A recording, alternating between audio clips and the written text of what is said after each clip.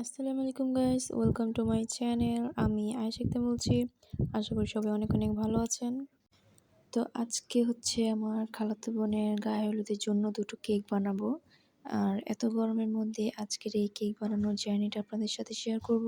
And কীভাবে কেকটা delivery করলাম, তারপর আমার খালাতো বোনের গায়ে হলুদে কী করলাম, সব কিছু এই ভিডিওতে দেখানোর চেষ্টা করব। আর সবথেকে ইম্পর্টেন্ট বিষয় হচ্ছে আজকের এই ভিডিওতে আমি আপনাদের সাথে পারফেক্টভাবে কীভাবে কেক বানাবেন তার কিছু টিপস আপনাদের সাথে শেয়ার করব, যেটা আপনাদের কেক বানানোর ক্ষেত্রে অনেকটা কাজে আসবে। তো আপনারা হয়তো ভাবছেন আমরা এখন কোথায় যাচ্ছি। আমরা এখন হচ্ছে কেকের জন্য শপিং করতে যাচ্ছি। কথাটা হাস্যকর হলেও সত্যি। এটা আমরা যারা কেকের বিজনেস করি তারা এই ব্যাপারটা বুঝি। আমরা কোথাও গেলে যেমন সাজগোজ করে যাই, তো সেরকমই আমাদের কোনো কেক ডেলিভারি করতে হলে কেকটাকে সুন্দর করে প্যাকেজিং করে সাজিয়ে গুছিয়ে দিতে হয়, যাতে করে কেকটা নষ্ট না হয়ে যায়।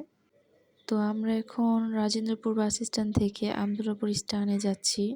সেখান থেকে আমি কেকের জন্য শপিং করব। এমনিতে আমার কাছে কেকের সব কিছুই থাকে, বাট কেকের বোর্ড আর কেক ডেলিভারি দেওয়ার বক্স আজকে শর্ট পড়েছিল, তাই আবদুল্লাপুর যাচ্ছি এই দুটো জিনিস কিনতে।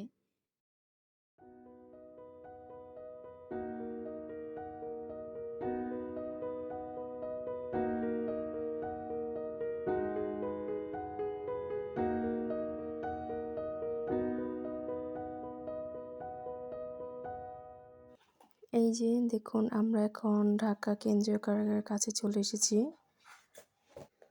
এটা হচ্ছে ঢাকা কেন্দ্রীয় কারাগার, কেরানীগঞ্জ। বিশাল বড় জায়গা জুড়ে এই কারাগারটা করা হয়েছে।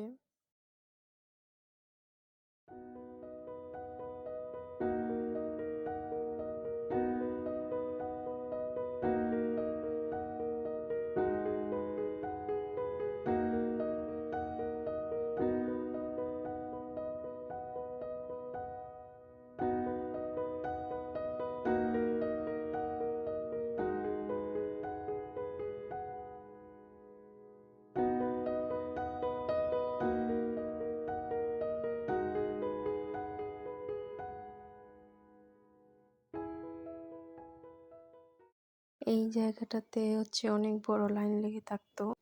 আশা করি বুঝতেই পেরেছেন কেন লাইন লেগে থাকতো। এখান থেকে হচ্ছে গাড়ির মধ্যে তেল দেওয়া হয়। তখন সবাই শুনেছিল দেশে তেলের সংকট পড়বে, তাই এখানে হচ্ছে গাড়ির লাইন লেগে থাকতো। কিন্তু এখন এত পরিমাণে দেখা যায় না। আর এটা হচ্ছে মক্কিনগর মাদ্রাসা। আমার অনেক ইচ্ছা আমার ছেলেকে ওমরকে এখানে পড়ালেখা করানো। তো আপনারা সবাই ওমরের জন্য দোয়া করবেন। ও যেন বড় হয়ে ইসলামের পথে চলতে পারে, আর আল্লাহ তাআলা যেন ওকে হিদায়াত ও নেক হায়াত দান করেন। আমিন। আমরা প্রায় চলে এসেছি। এই যে এটা হচ্ছে রহিমা বেগম আধুনিক হসপিটাল। তারপর এখানে হচ্ছে কাঠের দোকানও আছে, লাকড়িও পাওয়া যায়। কিছুদিন আগে হচ্ছে গ্যাসের দামটা অনেকটা বেড়ে গিয়েছিল, আপনারা জানেন। যার কারণে সবাই এখান থেকে লাকড়ি নিয়ে গিয়েছিল। তা আমরা আমাদের যেকোনো প্রয়োজনীয় জিনিস এখান থেকেই নিয়ে যাই। আমি আমার লোকেশনটা একটু বলি। আমার বাসা হচ্ছে দক্ষিণ কেরানীগঞ্জ, ঢাকা টেগুড়া ইউনিয়নের রাজেন্দ্রপুর বাস স্ট্যান্ডের এখানে। তো এইখান থেকে হচ্ছে আবদুল্লাপুর অনেকটা কাছাকাছি হওয়ার কারণে আমাদের জন্য অনেক সুবিধা হয়েছে, কারণ এখানে প্রয়োজনীয় জিনিসপত্র সব কিছুই পাওয়া যায়। কাঁচা বাজারের দোকানগুলো আপনারা বাইরে দেখতে পেরেছেন। এখানে দেখুন মুদির দোকান আছে, সুন্দর। তারপরে যেটা হচ্ছে টেইলার্সের দোকান। তারপর এদিকে বিকাশের দোকান আছে। এই যে দেখুন, এখান থেকে মোবাইল কিনে নিয়ে যেতে পারবেন আপনারা। তারপর কাচের জিনিসপত্র রয়েছে। মানে এখানে সব কিছুই আছে, ছেলে মেয়েদের পোশাকের দোকানও আছে। তো আমি চলে এসেছি কেকের জিনিসপত্রের দোকানে। আমি সবসময় এই দোকান থেকে নিয়ে যাই। এই দোকানটাতে হচ্ছে কেকের জন্য A to Z সব কিছু এই দোকানে পেয়ে যাবেন। তো আমি সবসময় এইখান থেকে নিয়ে যাই আমার যা যা লাগে। তো এখন আমি এখান থেকে নিয়ে নেব হচ্ছে কেকের জন্য 2টা বোর্ড আর হচ্ছে ডেলিভারি দেওয়ার জন্য বক্স। তো এই তো দেখতেই পাচ্ছেন কেকের জন্য শপিং করা ডান। এখন আমরা বাসায় চলে যাব। আর এখানে ওমরকে একটু দেখেন, এটা কার যেন বাইক। ও চড়ার জন্য হচ্ছে বায়না করছিল, তাই ওমরের নানু ওমরকে একটু বসালো। দেখেন অন্য মানুষের বাইক দেখেও খুশিতে আত্মহারা হয়ে যাচ্ছে। তো এই তো বাসায় আসার পর তাড়াতাড়ি করে ফ্রেশ হয়ে কেক বানানোর কাজ শুরু করে দিয়েছি। তো এখানে ২ পাউন্ডের কেকের জন্য যা, যা লাগে সবকিছুই নিয়েছি। শুকনো উপকরণগুলোর মধ্যে হচ্ছে আপনাদেরকে লাগবে ময়দা আর কর্নফ্লাওয়ার, বেকিং পাউডার এই ৩ টা জিনিস হলেই হবে। পরিমাণগুলো আমি ডেসক্রিপশন বক্সে দিয়ে দিব। সেখান থেকে আপনারা একটু দেখে নিবেন। তো ২ পাউন্ডের কেকের জন্য আমি বড় সাইজের ৪ টা ডিম নিয়েছি। আর হচ্ছে এখানে ১ কাপ পরিমাণ চিনি নিয়েছি। চিনির পরিমাণটা আপনারা বাড়িয়ে কমিয়ে দিতে পারেন। আরেকটা কেকের জন্য মোল্ড নিয়েছি। আর এই বোলটার মধ্যে এখন আমরা ডিমটাকে ফর্ম করে নিব। তো এখানে আমি ডিমগুলোকে ভেঙে নিচ্ছি। অনেকেই দেখা যায় ডিমের কুসুম গলে গেলে অনেক ভয় পেয়ে যান। তো এখানে ভয়ের কিছুই নেই। ডিমের কুসুম গলে গেলে যে কেক ফুলবে না সেরকম কিছুই নয়। আপনাকে এটা খেয়াল রাখতে হবে যে ডিমের ফর্মটার মধ্যে কোনো রকম বাবলস যেন ক্রিয়েট না হয়। তাহলেই কিন্তু আপনাদেরকে এই ডিমের ফর্মটা খুব সুন্দরভাবে পারফেক্ট হবে। আপনারা অনেকেই আছেন যারা হ্যান্ড উইক্স দিয়ে এই ডিমের ফোমটা করেন। তো তারা হচ্ছে একটা ভুল করেন যে হ্যান্ড উইক্স দিয়ে মনে করেন যে অনেক তাড়াতাড়ি বিট করতে হবে। তো এই ধারণাটা কিন্তু একদমই ভুল। হ্যান্ড উইক্স দিয়ে দেখা যায় অনেক জোরতে বিট করলে ওই ডিমের মধ্যে বাবলস অনেকগুলো ক্রিয়েট হয়। তো তার কারণে কিন্তু আপনাদের ডিমের ফোমটা ভালোভাবে হবে না। তো আপনারা যদি হ্যান্ড উইক্স দিয়ে বিট করেন তাহলে হচ্ছে মিডিয়ামভাবে বিট করবেন। এত জোরতেও করবেন না, এত আস্তেও করবেন না। মিডিয়ামভাবে বিট করতে থাকবেন। আর এটা খেয়াল রাখবেন যেন ডিমের মধ্যে কোনো বাবলস ক্রিয়েট না হয়। তো এখানে আমি ৪ টা ডিম ভেঙে নিয়েছি। এখন এর মধ্যে চিনি দিব অল্প, অল্প করে। চিনি দিয়ে এটাকে আমি সুন্দর করে চিনিটাকে মিশিয়ে নেব। চিনিটা কিন্তু ডিমের সাথে একেবারে সুন্দর করে না মিশিয়ে গেলে হচ্ছে আপনার কেকটা পারফেক্ট হবে না। এখানে একটা টিপস আমি আপনাদেরকে বলি। আপনারা অনেকেই যাদের বিটার আছে তারা হচ্ছে চিনি দিয়ে সাথে, সাথে বিটার দিয়ে বিট করা শুরু করেন। হ্যাঁ, এটা করা যাবে বাট কোন বিটারের ক্ষেত্রে এটা প্রযোজ্য সেটা আপনাদেরকে আগে জানতে হবে। এখানে দেখুন আমি আমার হ্যান্ড উইক্স দিয়ে হচ্ছে ডিমের সাথে চিনিটাকে একটু মিশিয়ে নিচ্ছি। কারণ আমার যে বিটারটা রয়েছে সেটা হচ্ছে ৫০০ ওয়াটের বিটার। তাই হচ্ছে আমি সাথে, সাথে বিট করছি না। আমি একটু হ্যান্ড উইক্স দিয়ে মিশিয়ে নিয়েছি। যদি আপনাদের বিটার ২০০ ওয়াটের বা ২৫০ ওয়াটের হয়ে থাকে তাহলে হচ্ছে আপনারা ডিমের সাথে চিনিটা দিয়ে সাথে, সাথে বিট করতে পারেন। কারণ ওইসব বিটারের মধ্যে হচ্ছে বিটার স্পিড একে দিলে সুন্দর একটু আস্তে, আস্তে ঘুরে। কিন্তু যাদের বিটার আমার মতো ৬০০ ওয়াটের, ৫০০ ওয়াটের এইসব বিটারগুলো সমস্যা হচ্ছে এগুলো বিটের স্পিড একে দিলেও এগুলো অনেক তাড়াতাড়ি অনেক স্পিডে ঘুরে। তার জন্য হচ্ছে চিনিটা গলে না কিন্তু ডিমের ফোমটা হয়ে যায়। তো এটাই হচ্ছে সমস্যা। তাই এখানে আমি ১ম এ হ্যান্ড উইক্স দিয়ে চিনিটাকে একটু মিশিয়ে নিয়েছি।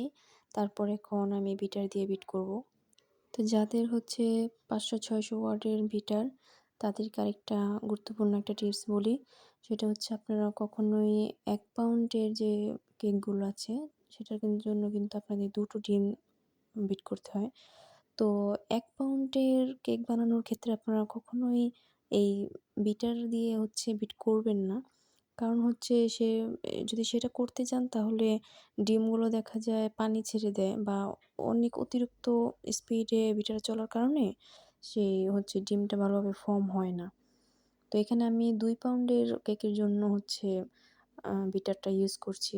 যদি ১ পাউন্ডের হয় তাহলে আমি সেটা হাত দিয়ে হ্যান্ড উইক্স দিয়ে একটু সময় নিয়ে সুন্দর করে ফর্ম করে ফেলি। তো আপনারা এই কাজটা করবেন। যদি ২ পাউন্ডের কেক হয় তাহলে বিটারটা ইউজ করবেন। আগে চিনিটাকে হ্যান্ড উইক্স দিয়ে একটু ডিমের সাথে মিশিয়ে তারপর হচ্ছে বিট করবেন। কিন্তু আপনার ১ পাউন্ডের জন্য কখনোই এই ৫০০-৬০০ ওয়াটের বিটারগুলো ইউজ করবেন না। না হলে আপনাদের কেকটা পারফেক্ট হবে না। আরেকটা কথা বলতে ভুলে গিয়েছি সেটা হচ্ছে হ্যান্ড উইক্স দিয়ে ডিম ফর্ম করার সময় একদিকেই আপনারা ঘোরাতে থাকবেন। এলোপাতাড়িভাবে হ্যান্ড উইক্সটা কিন্তু ঘোরাবেন না। আপনারা একদিকেই সুন্দর করে ঘোরাতে থাকবেন তাহলে দেখবেন আপনার কেকের ফর্মটা অনেক সুন্দরভাবে পারফেক্ট হয়ে গেছে। তো এই তো এখানে ডিমের ফর্মটা করা হয়ে গিয়েছে। তো এই যে দেখুন ডিমের ব্যাটারটা কেমন হয়েছে। এরকম হলে আপনাদের কেকটা সুন্দরভাবে পারফেক্ট হবে। এখানে কিন্তু কোনো ধরনের বাবলস ক্রিয়েট হয়নি। তো এই বিষয়টাই আপনারা মাথায় রেখে ডিমের ফর্মটা করবেন। তাহলেই দেখবেন আপনার ডিমের ফর্মটা সুন্দরভাবে পারফেক্ট হবে। তো এখানে ডিমের ফর্মটা ভালোভাবে হয়ে গেলে আমরা শুকনো উপকরণগুলো একটু একটু করে মিশিয়ে নেব। আর এই কাজটা করতে হলে কিন্তু ধৈর্যহারা হলে একদমই চলবে না। কারণ এই কাজটা খুবই সাবধানতার সাথে করতে হবে। অনেকেই আছেন যারা শুকনো উপকরণগুলো ডিমের ফর্মের সাথে অনেক তাড়াতাড়ি করে মিশিয়ে ফেলেন। তো সেটা কিন্তু ঠিক নয়। তাহলে আমাদের ডিমের ফর্মটা নষ্ট হয়ে যাবে, যেটার কারণে আমাদের কেকটা পারফেক্ট হবে না। তাই এই কাজটা আমাদের অনেক মনোযোগ দিয়ে করতে হবে। খেয়াল রাখতে হবে ডিমের ফর্মটা যেন নষ্ট না হয়ে যায়। আর শুকনো উপকরণগুলো যেন দলা বেঁধে না থাকে। সুন্দর একটা স্মুথ ব্যাটার তৈরি করে নিতে হবে। তাহলে আমাদের কেকটা পারফেক্টভাবে হবে। আবার অনেক বেশি সময়ও লাগানো যাবে না। 2 থেকে 3 মিনিটের মতো আপনারা এটাকে ভালোভাবে মিশিয়ে নেবেন। এই যে দেখুন, আমি অর্ধেকখানি মিশিয়ে নিয়েছি। তারপর বাকিটুকুও দিয়ে দিলাম। এই কাজটা আপনাদেরকে ধীরে ধীরে করতে হবে। হ্যান্ড ডিস্কটাকে একদিকে ঘোরাতে হবে। আমি এখানে যেভাবে মেশাচ্ছি আপনারা এভাবে মিশিয়ে নেবেন। আপনাদের বোঝানোর সুবিধার্থে আমি কিন্তু এই ভিডিওটি একটু স্প্লিট করিনি। আমি এখানে 1 থেকে 2 মিনিটের মতো ব্যাটারটাকে মিশিয়ে নেব। আর একটা স্মুথ টেক্সচার আনার চেষ্টা করব, যাতে করে কোনো ধরনের দলা বেঁধে না থাকে। তো দেখতেই পাচ্ছেন আমি এখানে কিভাবে মেশাচ্ছি। হ্যান্ড ডিশটাকে একদিক থেকে ঘুরিয়ে ঘুরিয়ে সুন্দর করে মেশাতে হবে। আপনারা অনেকেই এই কাজটা ভালোভাবে করতে পারেন না বলেই আপনাদের কেকটা পারফেক্ট হয় না। এই কাজটা ভালোভাবে করতে পারলেই কেকটা সুন্দরভাবে ফুলবে।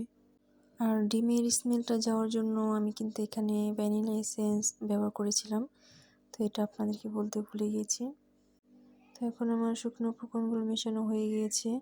এই যে দেখুন, কি সুন্দর একটা ব্যাটার হয়েছে, স্মুথ একটা ব্যাটার হয়েছে। এটার মধ্যে কিন্তু কোনো ধরনের দলা বেঁধে নেই। আর ডিমের ফোমটাও কিন্তু সুন্দর রয়েছে, একটুও দেবে যায়নি। তো আমি এখানে 12 ইঞ্চি সাইজের একটা কেকের মোল্ড নিয়েছি। আর মোল্ডটার মধ্যে আমি তেল ব্রাশ করে নিয়েছিলাম। তো এখন এই ডিমের ব্যাটারটাকে আমরা মোল্ডের একটু উপর থেকে ঢেলে দিব। তো আমি এই কেকটা আজকে চুলার মধ্যে বেক করব। তো অনেকেই বলেন চুলার মধ্যে কেক বেক করলে নাকি চুপসে যায়। তো আমি একটা টিপস বলি, এই টিপসটা ফলো করলে আপনাদের কেকটা একটুও চুপসাবে না। তো গ্যাসের চুলার উপরে প্রথমে একটা বড় সাইজের পাতিলা বসিয়ে দিবেন। তারপর একটু ফ্রি হিট করে নেবেন। তারপর পাতিলার ভিতরে একটা স্ট্যান্ড বসিয়ে দিবেন। স্ট্যান্ড বসানোর পর কেকের যে ব্যাটারটা আছে সেই ব্যাটারটা যে মোল্ড দিয়েছেন সেই মোল্ডটা বসিয়ে দিবেন। বসানোর পর চুলার আঁচটা একেবারে মিডিয়াম টু লোতে রাখবেন। আর অবশ্যই পাতিলার উপর একটা ঢাকনা দিয়ে দিবেন। ঢাকনাটাও পুরোপুরি পাতিলার সাইজেই নেবেন, যাতে করে ভেতরে কোনো ধরনের হাওয়া প্রবেশ করতে না পারে। উপরে দরকার পড়লে উপরে কোনো একটা কিছু ভারী কিছু দিয়ে রাখবেন ঢাকনার উপরে। তারপর এখন আসি আমাদের মেন পয়েন্টে। আপনারা অনেকেই কেকটা বসানোর 20-25 মিনিট পরেই ঢাকনা খুলে দেখা শুরু করেন যে কেকটা ফুলেছে নি বা পুড়ে যাচ্ছে কিনা। তো এই যে এই দেখাটা দেখতে গিয়েই আপনারা কেকের 12টা বাজিয়ে দেন। এই কারণে আপনাদের কেকটা চুপসে যায়, ভালোভাবে বেক হতে পারে না। কেকটা চুপসে যায়, ভেতরে হাওয়া ঢুকে যায় তার কারণে। তো এই কাজটা কখনোই করবেন না। 1 পাউন্ডের হলে 30 মিনিট পরে দেখবেন, আর 2 পাউন্ডের হলে 40-50 মিনিট পরে দেখবেন। তাহলে আপনাদের কেকটা চুপসাবে না। তো এখানে আমি কেকটা বসিয়ে দিয়েছি, আর দেখুন এখানে আমি মিডিয়াম টু লো আঁচে দিয়েছি। তো এখানে দেখুন কি একটা অবস্থা হয়েছে। তো কেকটাকে আমরা বেক করতে দিয়ে এখানে আমরা এগুলো এখন পরিষ্কার করে নিব, কারণ এগুলোর কাজ আমাদের এখনো শেষ হয়নি। আমরা এখন আবার ক্রিম বিট করবো এগুলো দিয়ে। তো এই যে এখানে আমি এগুলোকে পরিষ্কার করে নিয়ে আসলাম, এখন এগুলোকে শুকাতে দিব। তো যারা বলেন যে হোমমেড কেক এত দাম কেন, আর দোকান থেকে কিনে আনলে সে কেকটা কম দাম, তো এটাই পার্থক্য। আমরা যারা বাসায় কেক তৈরি করি তারা পরিষ্কার পরিচ্ছন্নভাবেই তৈরি করি।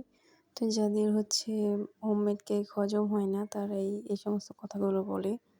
তো সবাই তো আর এক না, যারা এটার মর্যাদাটা বুঝে তারা এই সমস্ত ধরনের কথা বলে না। যাই হোক, এখানে আমি কেকটা ডেকোরেশন করার জন্য হুইপড ক্রিম নিয়েছি, আর আমি এখানে ইনস্টা হুইপড ক্রিম দিয়ে আজকে কেকটা ডেকোরেশন করব।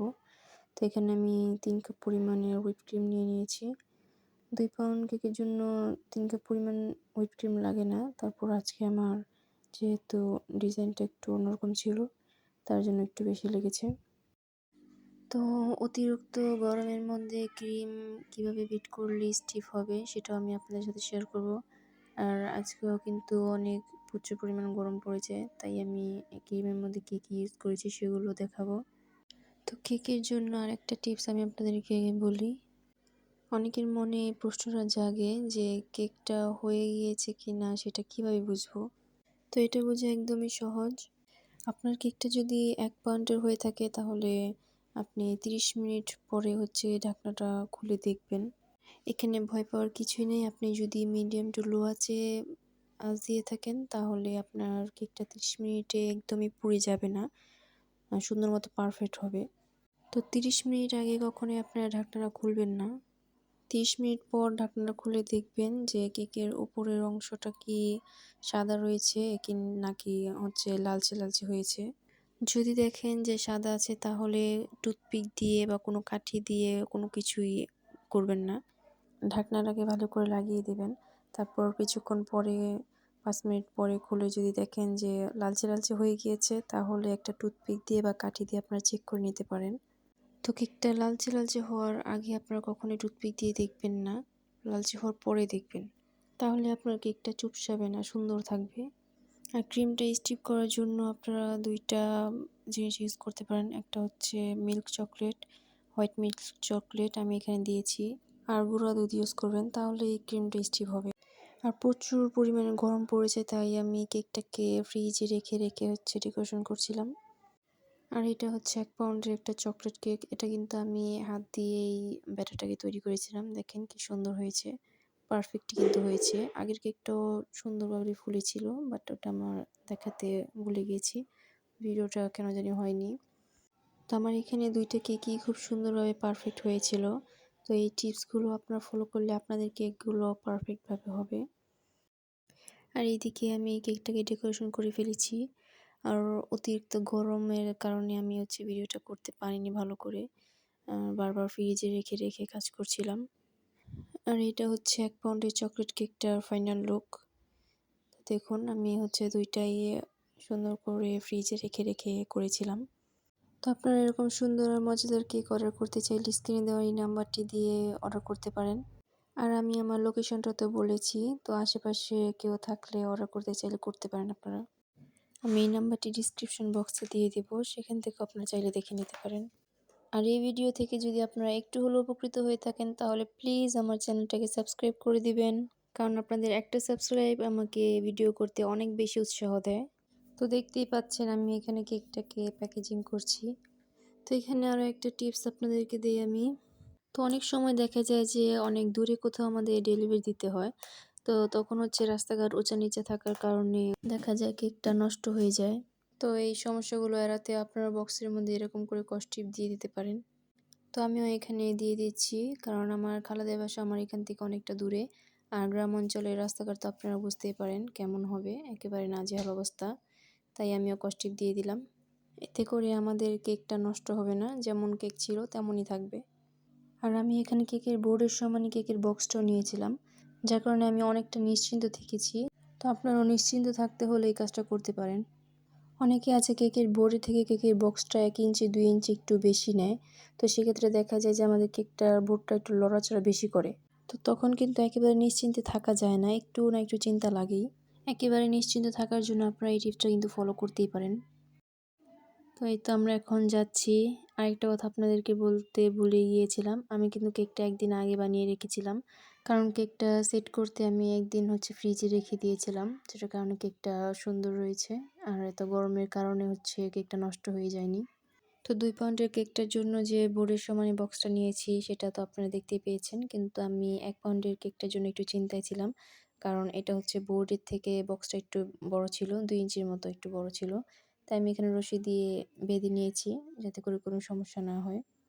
আর এই দেখুন আমরা এখানে এসেই দেখি যে জামাইদের বাসা থেকে বউয়ের গায়ে হলুদের জন্য কিছু জিনিসপত্র দিয়ে গিয়েছে। এখানে খুব সুন্দর একটা গহনার সেট দিয়েছে। আর এটা দিয়েছে হাতে পরার জন্য। এগুলো সবকিছু জামাইদের বাসা থেকে দিয়েছিল। আর একটা খুব সুন্দর শাড়ি দিয়েছিল। যেহেতু গায়ে হলুদ তাই হলুদ রঙের একটা শাড়ি দিয়েছিল। শাড়িটা অনেক সুন্দরই ছিল। শাড়িটার সাথে গহনাগুলো ম্যাচই করছিল।